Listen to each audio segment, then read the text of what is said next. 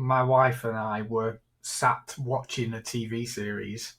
I have friends in my world who are on neuro journeys also. So that was kind of, I had some learnings there because I'm thinking, okay, well, I've got a friend who's got ADHD, and I'm going, okay, how can I be a better friend? If I need to understand ADHD a little bit more so I can understand him and help and bring out the best in him and be the best friend that I can be to him. And it's interesting because we've had a number of conversations back and forth where he's said fleetingly, like, how have you never been diagnosed? And then I've probably always, for as long as I can remember, I've always had this language around openly saying that I've got OCD without any level of formal diagnosis. And that's still the case now.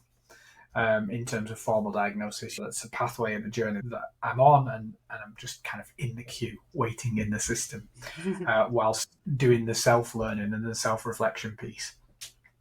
So I've always muted about this OCD thing. So I've obviously been subconsciously aware, but never kind of pushed for a diagnosis.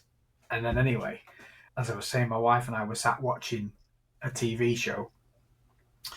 We watched the first episode, just stick something on telly, just easy watching, laid back, might be a little bit funny.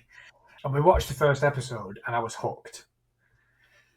And we binge watched, I think, 2 or 3 episodes, and I just sat there in absolute silence for the first episode. Second episode, maybe about 20 minutes episode, I turned to Hannah, my other half, and I went, I have never felt as seen in my entire life as I currently do now. And I just burst into tears. We were watching at home with the Furies. The TV production is brilliant around the whole show. But I'm just watching this family exist, and I'm watching Tyson Fury be really open, be really vulnerable, and talk about where he's at.